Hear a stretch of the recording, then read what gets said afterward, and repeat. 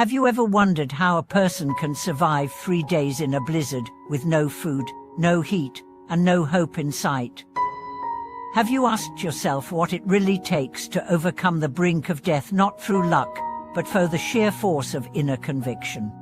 Welcome back to the channel. I'm grateful to have you here again, because today's story is not just inspiring, it's transformative. We are going to dive deep into one of the most powerful true stories of survival, spirituality, and unshakable will. This is the story of Master Chuyan, one of the most revered monks in Chinese Buddhism, who faced the merciless cold of winter and emerged not just alive, but enlightened in a deeper way than ever before. His survival wasn't due to warm shelter or modern gear. It was faith, pure, untainted, and relenting, that carried him through.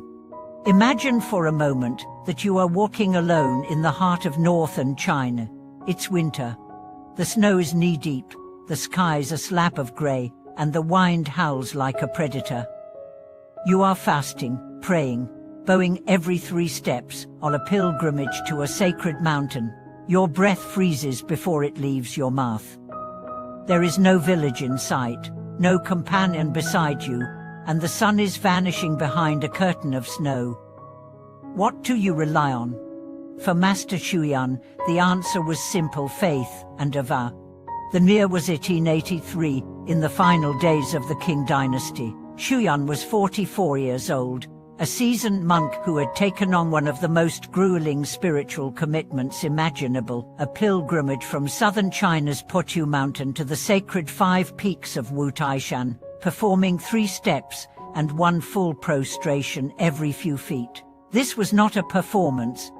It was not for acclaim or attention. It was a private vow made to repay the deep karmic debt of filial piety to his parents and to deepen his own spiritual path.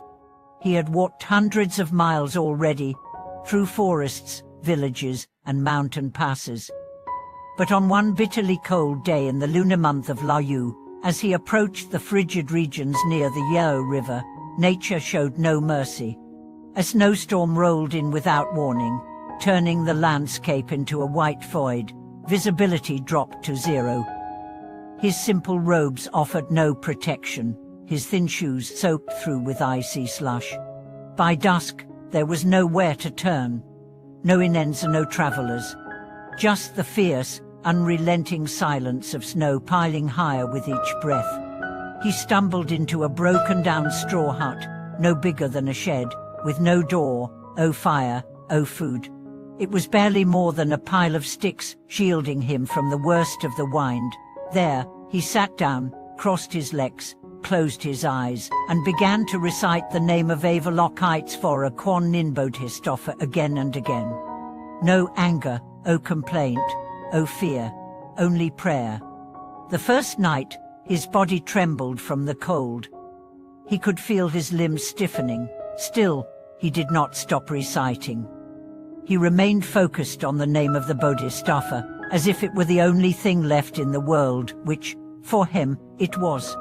The second day, the storm grew worse. The snow thickened, his food was long gone. His strength began to fade, yet still, his thoughts did not waver. The hut was now almost buried. Inside, he sat in darkness and cold, his lips barely moving, breath shallow, yet his inner resolve burning. On the 3rd day, Chuyan's condition was dire.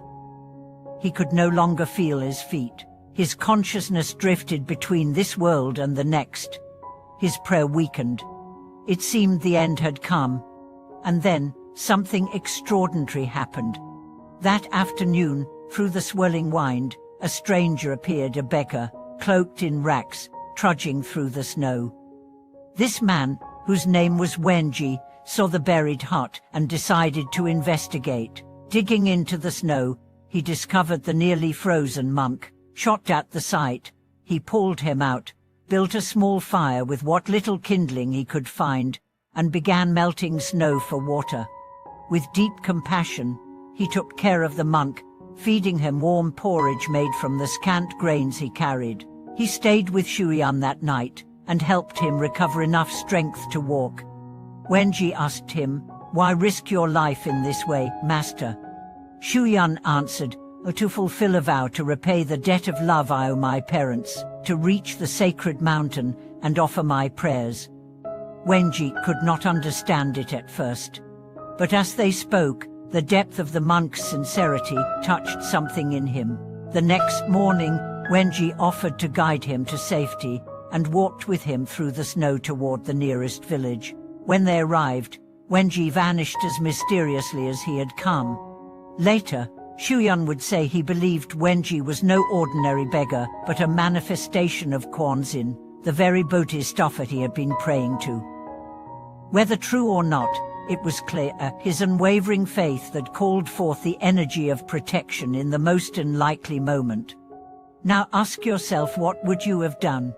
Would you have given up, cursed fate, cried in despair, or would you have, like Master Chuyan, surrendered to the moment, not with weakness, but with a strength so deep it transcended suffering? This story is not just about a snowstorm. It is about the storms we all face, the loneliness, the despair, the isolation, the moments when it seems no one is coming to help. And it teaches us that in those moments, what saves us is not rage or resistance, but surrender, not to death, but to faith. Faith, not as a belief in external rescue, but as a connection to something unshakable inside. To keep repeating a sacred name when the world is frozen. To choose prayer when the body trembles. To stay with your vow when life hangs by a thread. That is the essence of spiritual strength. This isn't just about Buddhism. Anyone, regardless of belief, can take something from this, because all of us face blizzards, emotional ones, mental ones. We all know the feeling of being buried under despair, but maybe, just maybe, if we remember to stay rooted, to sit with our suffering, instead of running from it, a stranger or a miracle might appear. As we move through life, we are often told to seek warmth, comfort, safety.